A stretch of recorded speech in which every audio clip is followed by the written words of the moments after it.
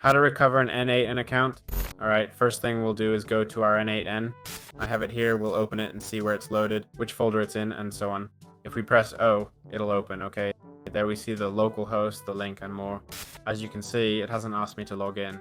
But if we click sign out and say I forgot my password, it'll say contact admin, n8n can't send emails now. And this will always be the case, okay? So what's the problem?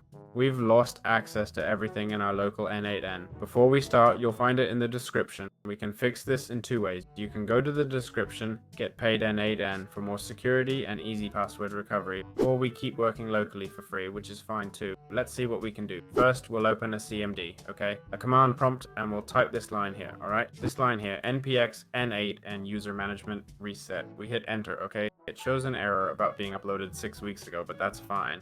In the end, it says successfully reset, okay? If installed globally, meaning for all users, we type this instead. Try it anyway, it's free and does the same thing. Once we've done this, we close it, okay? We close this too. Let's close the script of CMD, which is basically the n8n terminal. We'll reopen n8n and wait, okay? Now we simply press O to open it. As you can see, the window looks different now, right? It didn't start directly because we reset the data, so we need to enter our information. Once we've entered it, remember, this data is local, so we won't lose our files. I changed my password and didn't lose any files, okay?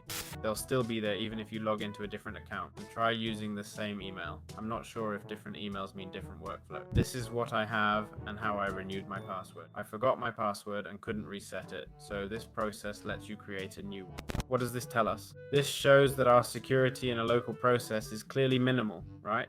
Someone can simply use 2 commands on our computer to change our password, so why bother with a password at all? I mean, if it can be changed so easy. So, once again, if you want security, use ITAL Online, okay? If you want privacy, then use the local version. No one else will log into your local account, so relax. As long as you don't run the terminal, no one can get in. So yeah, it's that simple.